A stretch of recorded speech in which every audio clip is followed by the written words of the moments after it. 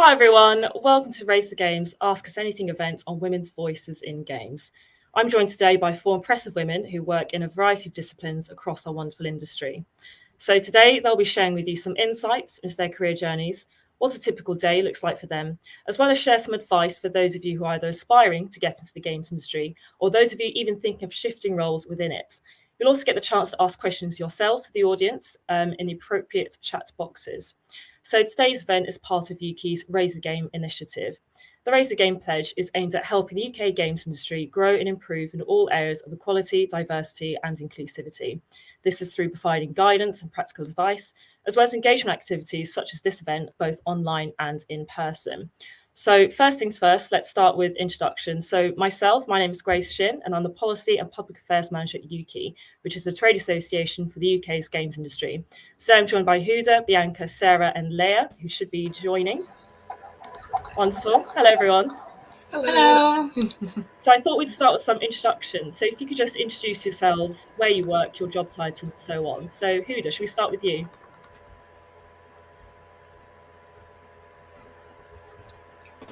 Oh, let's see, and I'm muted as well. My name is Huda Mehdi, and I'm a games tutor at ACM, so that's Academy of Contemporary Music, but now we're also teaching games development. I teach at the degree level and the diploma level. Nice, nice to meet you. Cool, Bianca, should you go next? Hi, I'm Bianca. I am from Modern Wolf, who are a strategy publisher. I am a social media manager, and I've been with them about a month now. My background originally, I started off in games working in voice acting, and transitioned directly into the games industry in a full-time role. Oh, nice. And Leah, if you could introduce yourself, please. Hi, I'm Leah. I work at Secret Mode, which is the publishing division of Sumo Digital. I'm a Greenlight administrator, so I basically deal with all of the kind of Greenlight stuff before we look at publishing a game. And finally, Sarah, if you could introduce yourself, please. Yeah, well, I'm Sara Machado. I'm Brazilian, and I'm currently in London as working as a head of recruitment for Hitmarker, the biggest job board in games and esports. And yeah, I think my kind of like background to the industry is very random because I was working with everything but games. So yeah, from being a cashier, washing pens into falling into recruitment. So yeah, looking forward to talking about it. Bit of a journey there, I can imagine. So video games is very much a passion industry. Many of us love playing games, or at least grew up playing them. I was a massive fan of Mass Effect myself, as well as Dom, who's moderating the chats. So what was your first experience with video games? Bianca, would you like to go first? Yeah, sure. My first experience with video games in general was probably when I was about, I think I was 4 or 5. My parents were massively into video games as a kid, not so much now, but they got me introduced to the PS1, as well as Game Boy. So I started off playing things like Spyro and Crash Bandicoot and really adored those kind of games. I've still got them on the original discs. That's how much I love them. So yeah, when I first got into like video games as a kid, I really found a passion. And as I got older, it was something that kind of took me away from different aspects of the world. It allowed me to journey into other stuff. It showed me different parts of culture and history and just different ways to be in life. Even if some of it was fictional, it's the same as like reading a book. It takes you on that journey and that immersion. So yeah, that was my original like entry into like video games in general. I think that's what's so amazing about games, the fact that they're so immersive, and they can be, they can be educational. You have the Assassin's Creed series where you can learn about history. Obviously, you say they could be fictional, and you're still learning about characters and their different backgrounds, and you're learning that empathy, I guess, through playing the game. Sarah, what about you? What's your first sort of experience with video games? What did you like to play?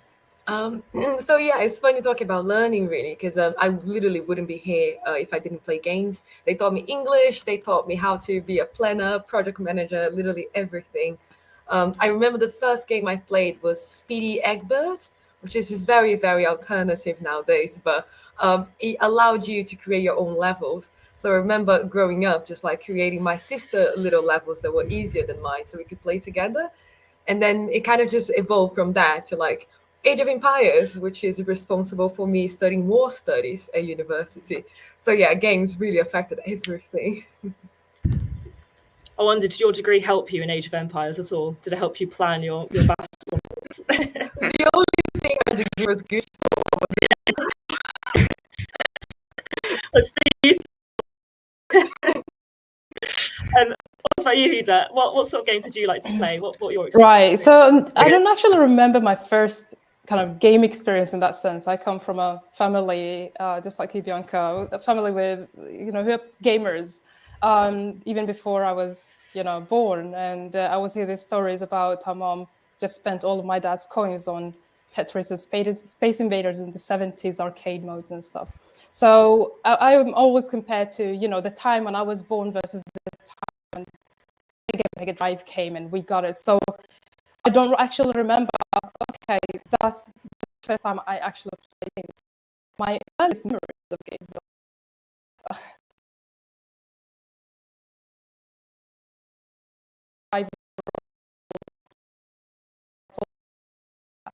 So that's very risky today. that was before the PEGI ratings and the ESRBs became an actual thing in the Middle East. But yeah, Mortal Kombat and lots of shooting. If anyone remembers, Shaolin Monks, the story mode of Mortal Kombat. There was a lot of that, but then there's also the Teenage Mutant Ninja Turtles, and then there's a lot, as I grew up, it became much more child-friendly with with Crash Bandicoot and Mario Kart and stuff like that.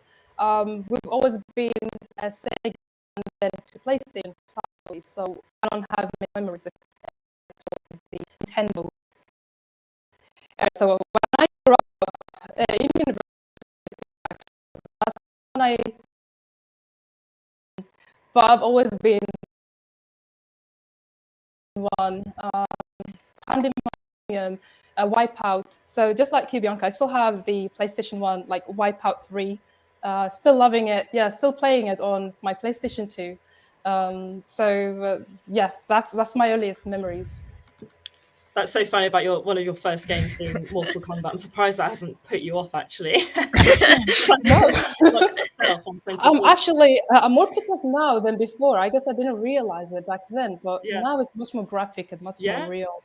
So it's the thing, isn't it, Mortal Kombat, to just be gory and sometimes downright, that's not digestible at all. Yeah, but back in the day, I had no idea what was going on, but I was winning. That was the point. So. And that's what matters, really, whether you're winning or not. Leah, what about you? What was your first experience with video games? Well, both my parents were huge gamers, and I'm pretty sure I was able to. They taught me how to use a controller before they, put effort into teaching me how to walk, basically. I remember playing a Teletubbies game really, really early on. But a huge memory I have is watching my dad play Super Mario Sunshine and being just obsessed with watching him and all of that stuff. But the first game that made me go, I'm inspired in this whole this way of telling stories was definitely the Life is Strange series. When I first played that, I was it fully changed me. And then when I realized that games can do that, that's when I was like, yes, I want to get into this. I think people, especially outside of the industry, I think they tend to overlook the narrative impact that games can have. I think some of my favorite games are those that have had really strong narratives. Mass Effect, I mentioned before, big fan of Dragon Age as well, and Assassin's Creed. And I just think that video games can really put across a narrative in a much more immersive way than books can or films can, because you're actually taking part in the story. I suppose it's one thing to like video games and it's another to actually work in the industry. So my next question is, what actually inspired you to think, I want to work in video games, actually? Sarah, would you like to go first? Yeah, I can go first. I think it's funny because I never thought it was possible to have a career in video game. It never even crossed my mind, and I'm not entirely sure why. I was aware of, programming and art, but the idea of video games as an industry was completely foreign to me. So moving to the UK, having to work a series of jobs just to pay the bills, and then finally hating my job for 6 months in a recruitment agency, I found a job opening to work as a recruiter, but for games. And that was it. I was like, oh my God. And especially inside recruitment, you're forced to learn everything about every single area and what people do. So from that, it was almost like I don't know, exploring every single discipline in games and finding out what I wanted to do. But that was, because I needed to pay my bills. So it's never too late to join in the industry, even if you had no idea it was possible. And that's kind of like the message that I say to everyone. Like, you can start today. I think there's often a misconception that the only role available in games is to be a programmer. I think people don't realise the variety of roles that are available. For me, for example, so I work in public affairs, which essentially is, long story short, I communicate the needs of the games sector to government.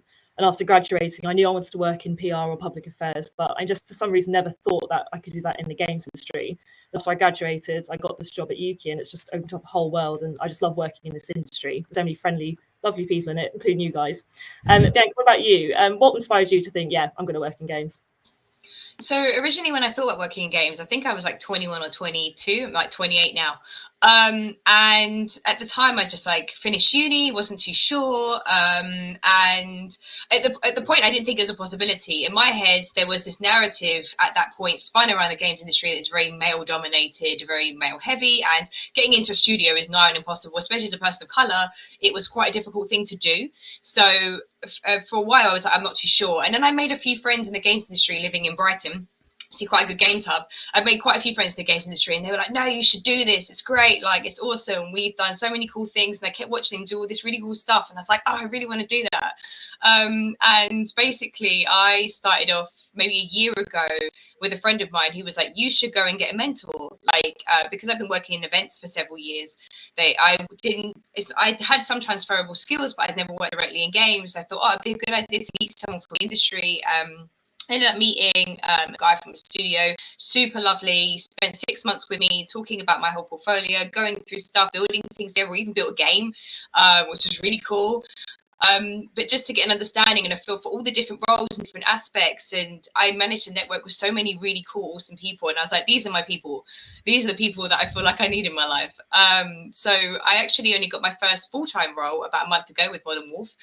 Prior to that, I was a freelancer for 3 months, working with a bunch of different studios. But it really helped to just meet people and open and network. And that's basically how I sort of like transitioned into the games industry from working in events. But it was definitely this whole different side to it that I saw afterwards when I had a mentor and I'd gone through all that, where I was like, actually, this is a possibility. There are people here. There are things that we can do. And yeah, now I'm like, I'm never going to leave the games industry. This is where I'm staying now. It's hard because once you start, it's hard to leave. Yeah, it's like Pringles. Once you pop, you can't stop. There you go. Yeah. There you go.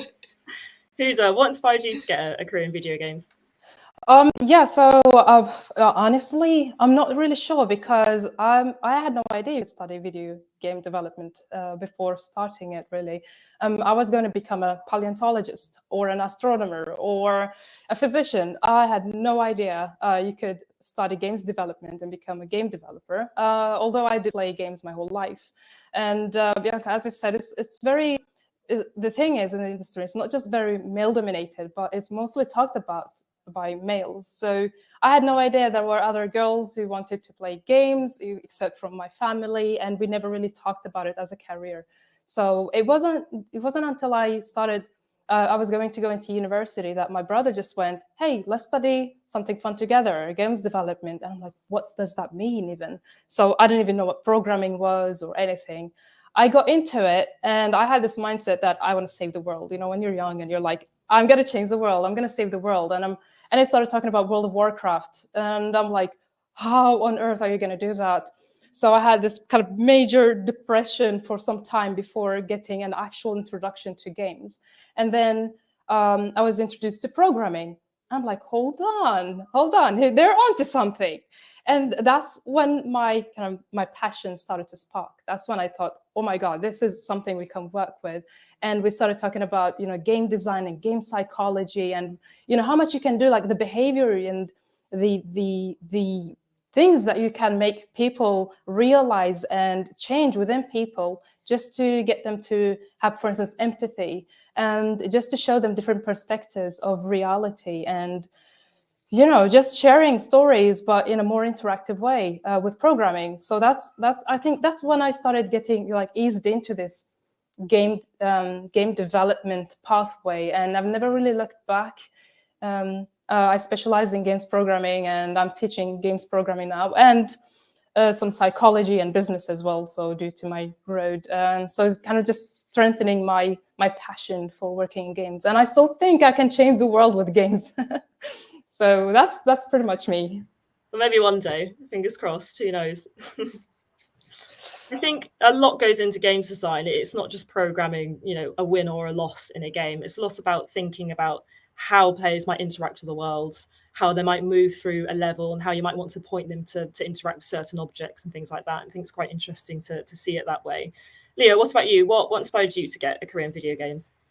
I'm not quite sure I like that certain moment, but all my life I've kind of seen the video games as this interesting way of telling like stories now, and I love how the human race like communicates to each other, and games are just this amazing way, and like all the different elements that go into it, like how lighting is used to guide players down a certain area, or and there's the show don't tell aspect, and like it's just I think like we said before, games kind of get overlooked as just it's just video games, but they can just do so much. And I just went, I want to be part of it. I love video games. Let's get a job in something I love, So working as it's a publisher side, something I love is kind of seeing the devs that come to us with their baby basically of their ideas and going, yeah, I wanna make this the best it can be, and that's yeah, I just love that. That's really nice to hear, actually. You mentioned before how, games, are, as we said, they're a little bit overlooked. I think people don't realize that video games are a mix of art, science, creativity, and technology. They sort of bring all of these disciplines together to make these amazing products. And I think, obviously, as I said before, it's not an industry that just consists of coders and programmers. There's lots more going on, really. We can see here that that's the case as well through the variety of your job roles. So I thought it'd be good for our viewers to know, what is a typical day like for you in your respective roles? Huda, would you like to go first? Sure. So right now I'm a games tutor. So I specialize in programming, but I teach different things.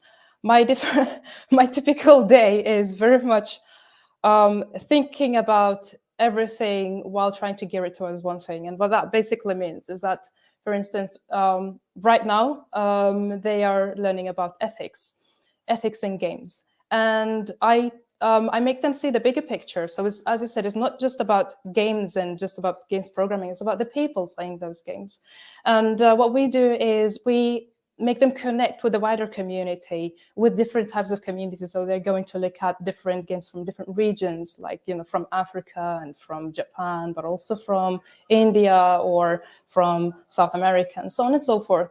And just to see like what types of ethical frameworks are being represented in different regions, and link it back to us, what is prominent in our classroom. So it's very much about, zooming out and zooming in all the time with different topics, whether it's culture or business that we had in the morning, is, looking at games as a business, as a games development as a business, but then also outside of games. And how can we connect as people? How can we connect with non-game communities? And how can we provide values? So I teach them a lot about values and ethics, whether it's games programming or design or business and psychology.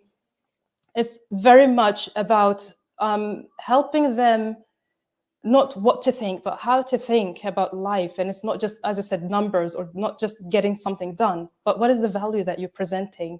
Leah, you mentioned something really good. It's about the stories that you can tell. So what are the stories that you can tell as a human being? Don't think of yourself as a gamer first. Think of yourself as a human being. How are you making other people connect to you? Through your programming, through your design. So I don't specialize in design, but it's mainly programming, but also from your business side. and so on and so forth. So we are taking like a human-centric or value-centric approach to it. So that's pretty much it, which means I have to wear a lot of hats every day. I'm not sure which is more like difficult or more tricky, being a programmer or being a teacher. Because you have to understand, as a teacher, you have to understand and have empathy with all your students as well. And trying to bring everyone towards more like, more qualitative way of thinking rather than just quantitative. So, and I'm not sure if that answers your question or if that's, is that good? Yeah, I think that was a great answer. It sounds fascinating, your work and what you teach. I think in a way, empathy is the strongest asset of video games. I've already spoken a lot already about the interactivity element of games. You mentioned as well that we shouldn't just think of ourselves as gamers. At Yuki, actually, we've semi-banned the word gamer because we think if someone watches films, you don't call them filmers, or if someone reads a book, you don't call them bookers. In a way, video games, it's such a popular pastime now. And by naming people play games gamers, it makes it sound as if it's some kind of niche hobby, but it's not. It's just another pastime that millions of people take part in around the world every day. So we say players instead, or game players, or people who play games. Bianca, what's a typical day like for you? So yeah, I'm a social media manager. So effectively, like I specialize in understanding how each of the social networks work and what we can put out there content wise, but it's so much bigger than I think people relate social media to, because quite often people can think, oh, you're just putting like general content out there, you're putting things on Twitter or TikTok or whatever. But there's a very core element, something that Huda was speaking about, those values, those brands. How do you connect between that, I guess, partially superficial level of like what Twitter and things look like and connect deeper with your audience? How do you work out what their feelings are, where their motivations are? How can you think about how you can actually enrich their brand?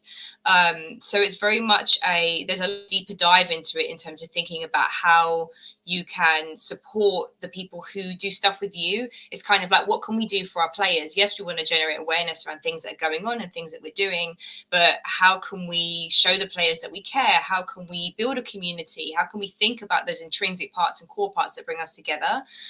So that's a key part of what my role is. It's not just thinking about, the stuff we put out there. It's like, what is the stuff we put out there? So a day-to-day for me is very varied because we're a publisher. So we work with several different brands. And some of the, I would call them like marketing beats, are at different points. So sometimes it can be quite, there can be quite a lot going on in one go, thinking about different things. But the thing that I really like about being with my company is it's very much a supportive environment. So even though we have a lot going on, there's loads of people who can help you or support you or walk through things, which is really, really nice. So for me, my job is very, very varied, but I like to spend a lot of time in the kind of values and brandings and ethics that come across from the way that we post and things we do socially. I think having a supportive work environment is important wherever you work, but I think especially in video games. The last UK industry census, I believe the gender split was about 70% male, 30% women, which obviously isn't good enough. But what's scary is that was actually a higher proportion of women than in other tech sectors. So games are actually doing relatively well, but obviously still more needs to be done. And more needs to be done to make sure that women are feeling included once they are in the workforce, as well as just attracting them there in the first place. So that's why obviously having a supportive environment is key to that. Sarah, what about you? What's a typical day like for you in your role? It's really nice because the conversation kind of went to what I'll talk about anyway. So my role is, especially with Hitmark, is to make sure that we are diversifying the industry. The number you said is completely right, 70% male and 90% white, which if you look at the audience of games makes no sense because there's so many people playing games that are just outside of like what it looks like, what a game developer looks like. So my role is to find out where the barriers are. How are we doing recruitment? How can we fix it? Because there's a lot of talk about companies saying, there's not enough qualified, diverse people around, which is crazy. That's the same thing of saying that in the whole world, no one can do this job unless they are white. And that makes no sense. We have more non-white than white people. So my job is to try understand where this discourse is coming from and what is the reflection of that in the processes to bring people to companies. So yeah, I kind of started the role doing like a massive survey with everyone, because even though I do think I have some of the answers, it makes no sense not to ask other people because they affect only myself. So we had over 600 candidates participating and 50 people from the industry. I wrote 2 surveys, one for like the company, one for candidates, mainly to understand, what are the candidates' preferences on like job hunting and what are the company's processes, and to show how they are completely different and people are just not communicating enough in that sense. And then I released a 26 pages report, made kind of like going to specifically into groups. And what we found out is, for example, having company culture information on your job description increases it's the importance that people that aren't the majority in the industry, anyone that's not white and male, give 20% more importance to that than people currently on the industry. And we strip that all the way back. So if you look at a job description now, it has absolutely no information apart from very unrealistic criteria that none of us can reach. So it turns out that the more information you put, the more inclusive and accessible your process is. And then I keep going to, what else can you do? Can we fix interviews? Can we have like maybe people from the level that you are interviewing for there, so people feel comfortable? Do we need to use cover letters? Because if your role doesn't really, really demand you to write a really big essay in English, that's quite, not accessible to people that have or mental health problems or are neurodivergent or honestly just don't like to write as much. And in my case as well, they're foreigners. So my job is pretty much taking how recruitment is done today and each step of the way questioning why and if we can improve it, and also who made this. Because if the industry now is 70% male and 90% white, those people created processes for them and not for us. So my role is to just ask everyone how they prefer things to be done, and then convincing all the companies that this is the way that things should be done, which is a lot of calls, a lot of planning, a lot of research, asking questions. But I really enjoy doing that, so it feels like I am changing the world, even if it's a little bit, and I really like that. I think the work that you're doing is so important. At the end of the day, games, they're cultural and creative products. So diverse teams are so important to contribute towards that. I think I read a study, and I'd be interested to know if this appeared in your report, but apparently women will apply to a job description if they completely match what's required of it. But men will apply even if they only match half of what the job description states. Does that reflect what you found in your own studies? Yeah, no, definitely. It was one of the things that we used to base the first questions of the survey, because I find that to myself as well. I want to make sure that I'm going to be a perfect fit, or I used to. Nowadays, I'm like, if I like the job, I'm going to apply for it, and that's it. But in the past, I used to be like, oh, I need to spend 2 months learning this in order to be able to apply, which is not the case. A lot of people just do not care about that. But what one of the things that my report showed is that actually people that aren't white and males, they tend to write a new cover letter for a job more often than males and white people. So how come we are preparing more for job applications than they are, and they get more of the jobs? And then that led me to another research specifically made in the UK that shows that diversity needs to send 70% more CVs in order to get the same number of interviews. That's absurd. And it goes from like your name. If your name sounds foreign, you have less chances of getting called because sometimes they don't know how to pronounce it, and that's enough to count you out.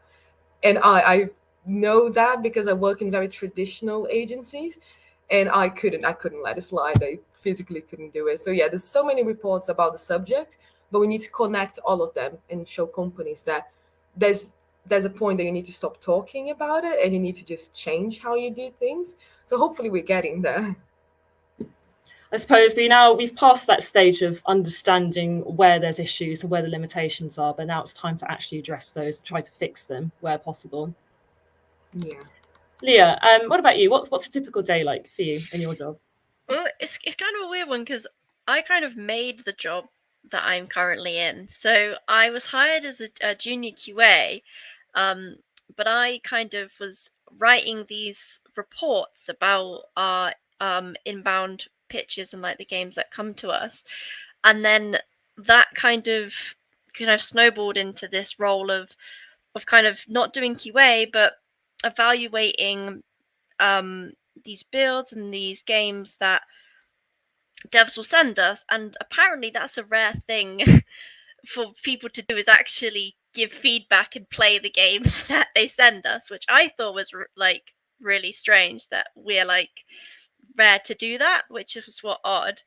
So a typical day for me would be I will play a game that gets sent to us, and then look at it through every lens, and like this game might not be appealing to the type of games I play, but try and get in the head of someone who would like it, like the genre of it, what it does differently, and kind of pump as much feedback into it. So whether we're going to go and sign this game or not, that dev is given as much information to make that game as good as possible, or the next game as good as possible.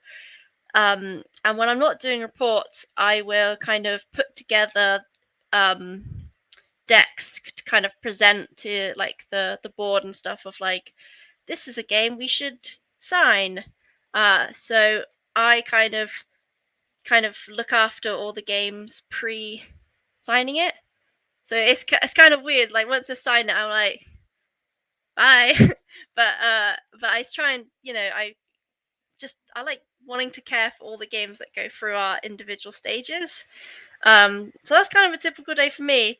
Not as like crazy groundbreaking as the rest of you, but I'm still changing the world, I hope, so in some degree.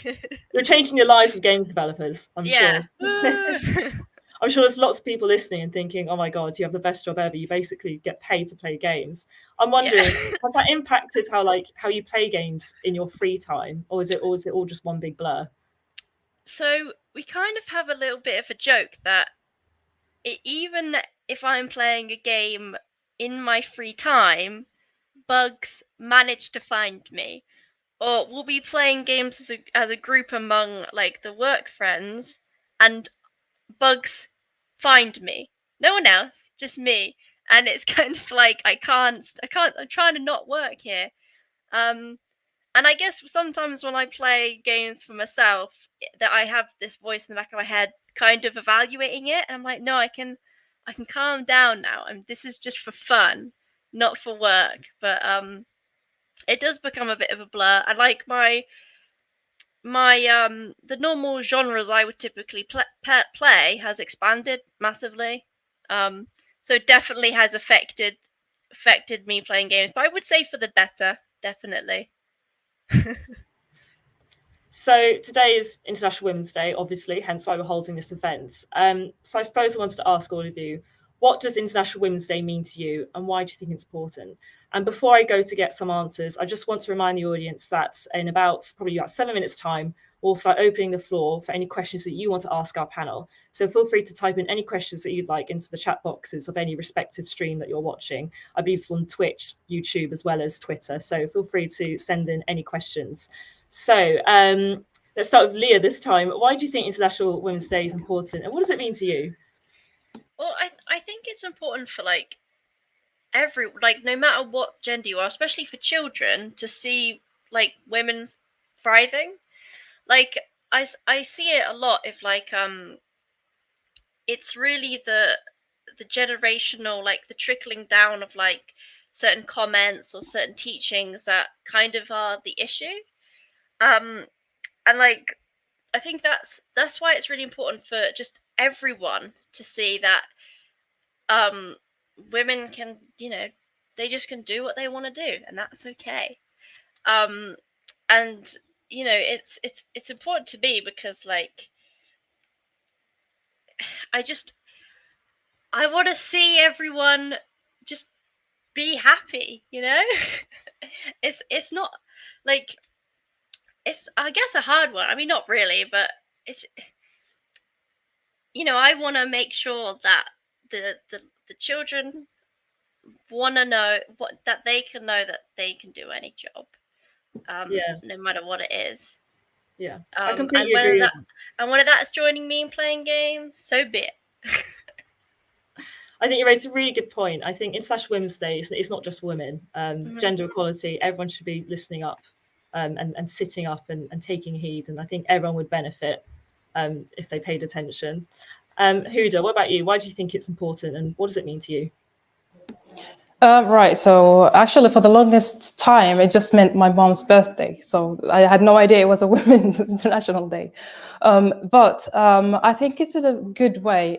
It's a good response to, firstly, not just limiting it to one day, but especially that one day to highlight certain things just as a reaction to what we're going through as societies.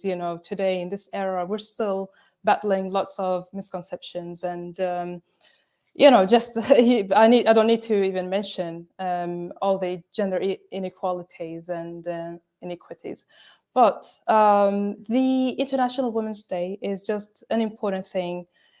Firstly, as you said, for the children and for the girls, for the females that are growing up to become women, that they see that there are role models they can follow. So, and I'm saying this as someone who never had a role model in the games industry who, for instance, looked like me, or even in the games industry. I think it took a good decade before I realized, oh, there are female programmers as well. So I only had my family sport, which was good, as some of the teachers, but I've never had a mentor. I never had a role model in that sense.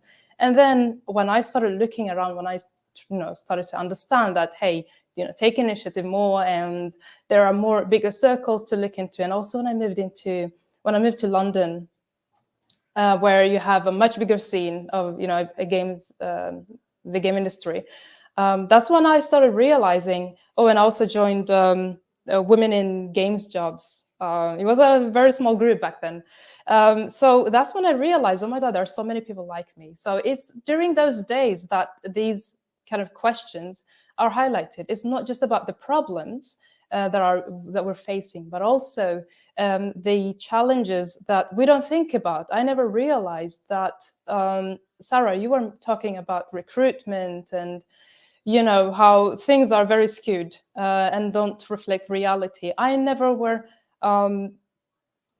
aware of these problems. And you're right, I would never apply to a job unless I covered 100% of the skill set and was confident of all 100, all skills. What I found out when I started meeting people like you and talking to them, and they started to talk to me about about women, and this is how women do, because that's the kind of topics that we raised during the International Women's Day, right? These are the things that women are going through. And I'm like, oh gosh, yeah, that's true. I didn't even realize it was such a problem that affected me and my career and my future. That's when I realized that, hey, let's just apply to this job and see where, I cover half or 60 or 70% of it, and see if that's enough. And you're right, I did get a job that I stayed with for several years, actually, and I was really happy about it. And the same thing with the job here. It turns out I had talent I wasn't even aware of. So it's during these days that these things are highlighted and celebrated. It's not just about the problems, but you can do much more than you think you can. So that's why it's important in that sense for me. I feel like women are generally raised to sort of avoid taking risks, and that spills into applying for jobs. I think that's why days such as this are really important. It's to really give women the confidence to go, yeah, I'm just going to go for it. And then you might end up like Huda, where you'll get your dream job and you'll be great at it. Sarah, what does International Women's Day mean to you? Why do you think it's important? I think I have like two answers for it. I think it's really important to show us where we came from. Every generation that doesn't encounter the same problem forgets how there was a huge problem that people had to die for. So I think it's important for everyone, even for ourselves, to not take things for granted, but not to think that we are there yet, because we know there's so much still to be done. And think the difference for me is that spending half of my life, in Brazil and then half of my life here is so completely different. Sexism in Brazil is almost like normal and traditional in the speech of so many men, even men that says they are, on the left and they are like, feminists, but it's cultural. So there's so much that when we think about the Women's Day, we need to think about different regions and we need to think about different cultures and how that's affecting people. So for me, is that kind of reminder that, yes, Sarah, you're doing great, but all the horrible statistics about violence in Brazil, they're still there. So you can't just, close your eyes from one thing and just look forward to something. Be like, I'm changing the industry. I'm changing one little part, but it only works when we all work together. And I think it's important day for also men to see how, you know, it affects them as much as in Brazil there was like this saying, and I bet in loads of other places as well, that is like, oh yeah, feminists, they're always worried about equality until it's like, you know, conscription and going to the army.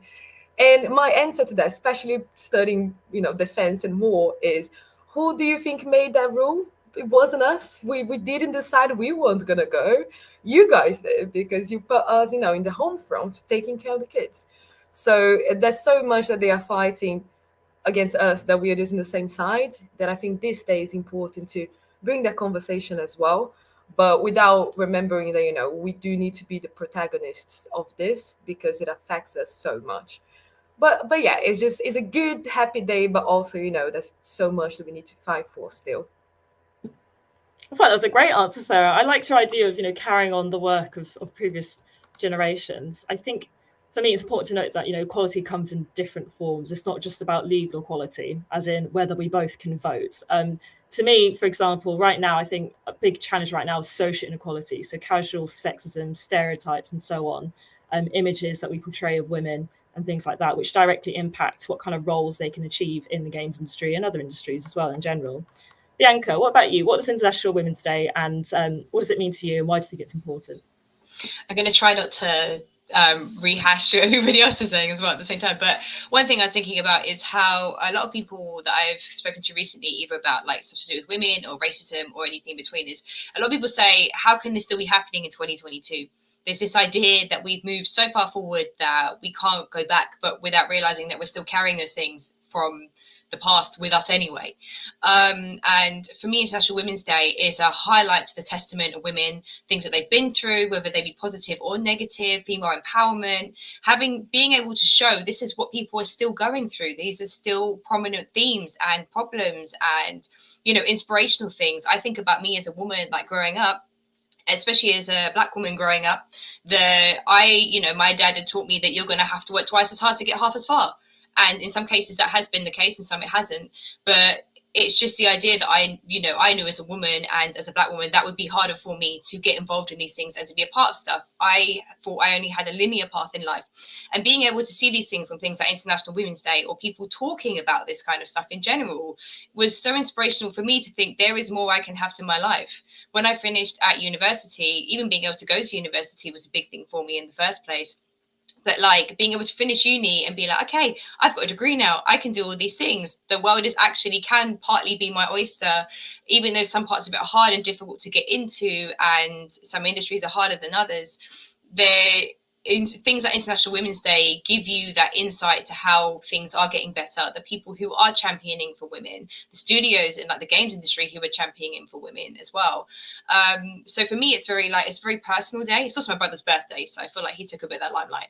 But yeah, I think that it is really helped me to identify those levels of I can do more, like if I want to with my life and things that I want to achieve or aspire to, or any other women can do that.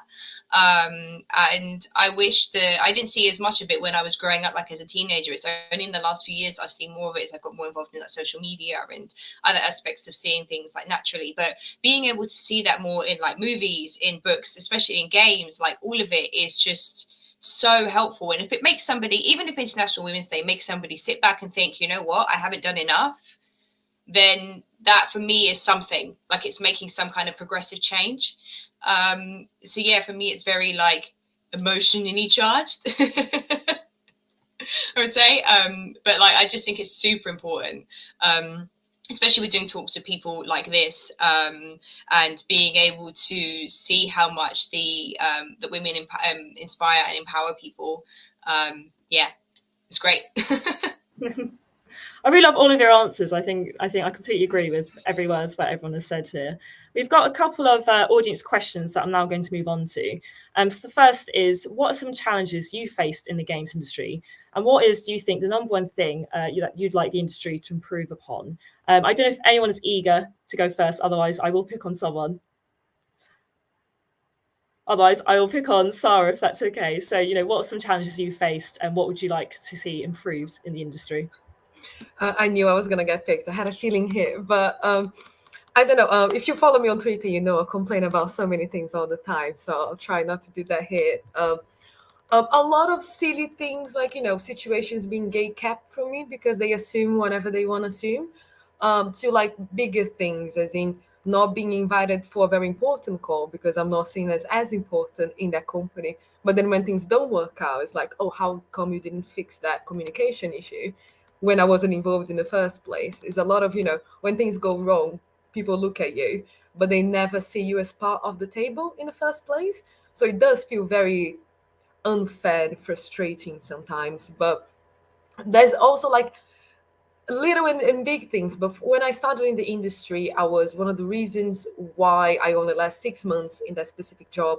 It wasn't just for games, but it was a recruitment agency that would do from everything from tech into operations, engineering, everything. And on my first day on that job, the learning and development person just came to my table and said, like, oh, can you have a chat? And it wasn't HR. It was just that person that I had no idea why. It trained us into recruitment. And then she pulled me aside and just says, well, a couple of people complained that you're not wearing a bra, and that's actually distracting a lot of the team. And I had to just stand in her eyes and in my first day at the job, knowing that I can't quit yet because I had nothing else. Just like, oh, okay, I just didn't assume that would be an issue in 2000, I think 19 or 18 at the time. And then I had to go back to my desk knowing that I couldn't, make a bra appear out of nowhere. And I knew that everyone was looking at me and everyone knew what the conversation came across. So there's big things, there's small things, but they all come to the same point of making you feel very small, unimportant, not as relevant, not capable of doing big things because those silly things are still on the way. So I know for me, until the point that, we just don't have that kind of situation where me being a woman in the space makes absolutely no difference because it shouldn't. We're still going to feel somewhat in that space. But for me, I take it as fuel. I do get very angry very often, and I get things done because of my anger. And that's the thing, we can't change it. So we just work to make sure that works for us instead of the other way around. So, not a fan of cancellation culture in general as it is right now, but I have no problem calling things out as they are. And people shouldn't be against that by itself. It's a great opportunity to learn and apologize and not to make women feel even more ostracized, or any group really. So, yeah, that's so much. And I'm just not going to go into detail, but I think everyone has a story like that just made them feel so tiny and just irrelevant. And the thing is, it says more about them than it does about us. Exactly. That's the best way to view it. That's a shocking experience you had. I'm sorry that you had that. I think it just really drives home the point that inclusivity is key in the workplace. It's not just about having someone have their foot in the door. It's about making space for them and making sure they feel included, for all women, really. Huda, what about you? So what challenges have you faced, and what's one thing that you'd like to see improve in the industry? Right. So there are some challenges that just come with, being a junior, and as I progressed into the industry, and a lot of it comes down to not being able to measure my own skills with what is expected at my, in my kind of where I am at that time. So I think it's really important for us. The number one thing that I really want to highlight here is mentorship. I never had a mentor, which meant I was stumbled in the dark and had to second guess myself all the time, especially since, nobody told me where I am or where I was in my journey, and whether I was doing well or not.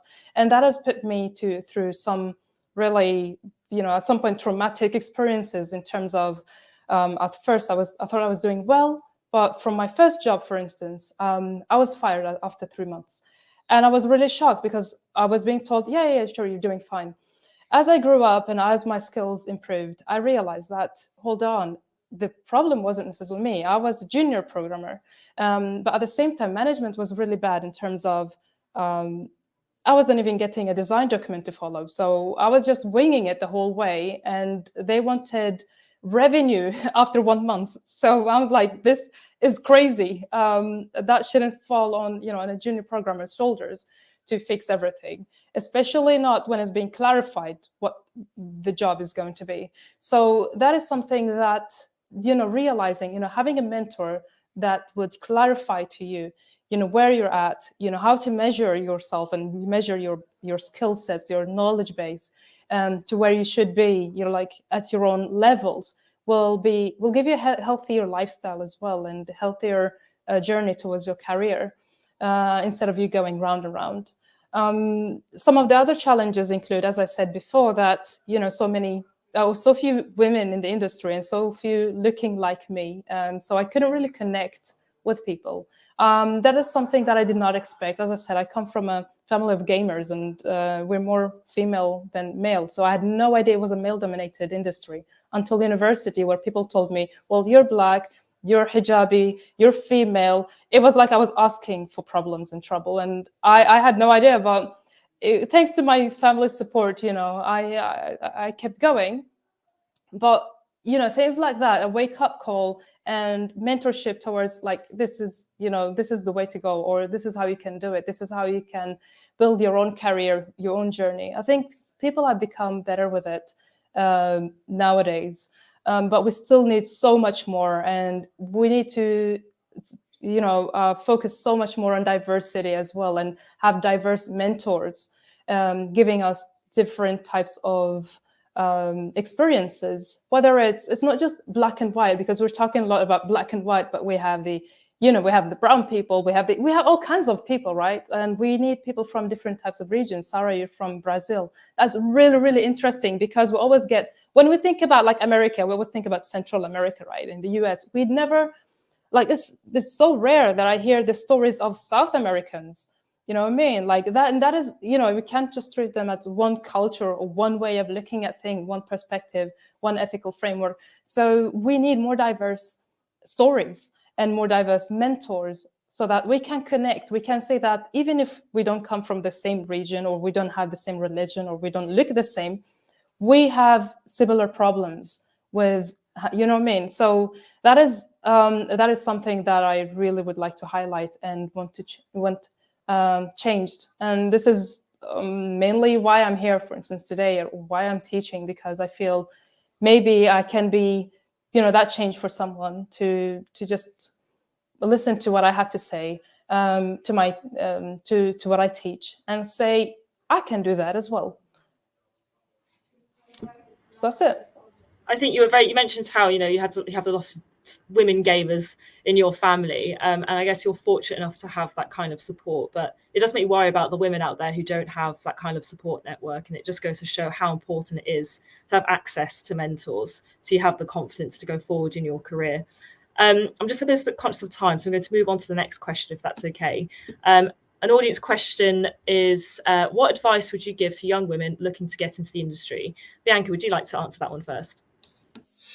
Oh, interesting question. I think that, like you said, the support network is really important, and being able to build that is really important. I think it can be quite daunting for people who don't know how to do that.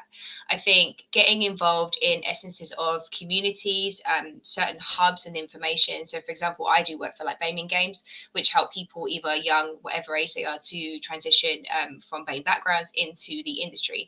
And there are multiple ones like POC in Play. There's quite a few others and stuff as well, not just obviously BAME and stuff related, but Women in Games, for example, just finding those networks of people, because quite often I think people don't know that they will kind of almost take you in. Like, people are so supportive generally in the games industry, from what I found from my time in it. And I think that finding that support network is one of the most valuable things you can do. But when you're first starting out, it's kind of like, what in games would be interesting to you? What is it you love about them? What to kind of like think about in that sense? And once you've found that, finding those people in those little niches become easier. But I wouldn't say to necessarily lock yourself into one niche or one specific set of people, because there's so many different avenues that are open to women that haven't been previously. So I don't know if that like answers the question, but I definitely think that finding that support is the key to be able to not even just transition to the game industry, but just to be able to feel comfortable in yourself. Because it's a big thing I've noticed in the games industry, which I've suffered from as well, is imposter syndrome, specifically between women in the games industry. Quite often people can feel imposter syndrome because even though they're part of the industry, they're not entirely sure if they are part of the industry. And that's a big thing that I think is starting to be looked into more. For example, the Slack channel for UK games industry is really helpful in being able to speak about stuff. There's a women's channel, there's a mental health channel. There were all these things that you, in other industries, quite often people feel like they can't talk about, specifically like mental health stuff. But I find it really invaluable as somebody moving into the industry. So I think that would be really helpful, kind of like, there are a good few websites and different places to look at, which can be mentioned obviously after. But yeah, I think finding those resources and finding and building some form of a network, even if it's just a few people, would be really helpful. I think that's a great answer. Yeah, a support network, so important. And there's actually a range out there for the games industry. There's Limit Break, there's Pock and Play, so on, and all the others that Bianca's mentioned. And we're happy to share that to registered attendees after this event. Leah, what about you? What advice would you give to young women looking into the industry?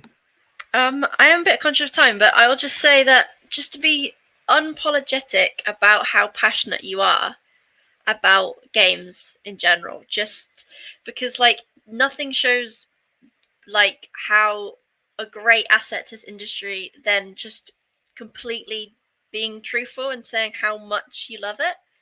And I would say that's what helped me is just, you know, speaking so much about my love for games and why I'm here, and just kind of prove that, you know, yeah, you do have a place here, and you know, no one else can say otherwise. And then finally, just because I'm aware that we are quickly wrapping up now, so Sarah, would you like to provide some advice to young women looking to get into the industry? Yes, I'll try to be really, really quick, but I said that to everyone, and I think it's really important, especially if you're getting inside games now and you feel like, oh, I don't have loads of experience. What do I even put on my CV? At that point in your career, to be completely honest, your CV, your cover letter, your portfolio, they won't be the things that will get you the job. What I tell everyone they need to do is kind of take stock of their personal experiences in life, find what makes you unique, and then ride with that. Because we are in the industry that is the most innovative, imaginative, creative of them all. And most of the jobs that I got, I made the role. I just convinced someone I have this skill set plus this skill set with this passion is perfect for you, not for them, but specifically this studio. So take stock of your personal experiences, map the industry and the different disciplines in games, find where you can fit in because there's so many places. Know that you can take as many detours as you want, like all the skill sets you acquire, they are transferable. What you need to do is learn how to market those experiences to get that job. Sometimes job applications and recruitment is just marketing yourself. So before you even apply for any job, truly understand what you bring to that table and then shout about it, because at one point someone will hear you and they will hire because of that. So yeah, just exactly as Layla said, just be loud, unapologetic, use your passion for it, but make sure that you know what makes you unique and find a studio that can see that uniqueness and appreciate that. Wonderful. That's some great advice there, Sarah. Well, we've reached the end of today's stream. Thank you so much, everyone who's tuned in and listened. And thank you, obviously, to our wonderful panelists who've dispensed some really interesting advice that I'm sure will inspire everyone who's watching. So yes, we'll bring this to a close now. So thank you again. Thank you.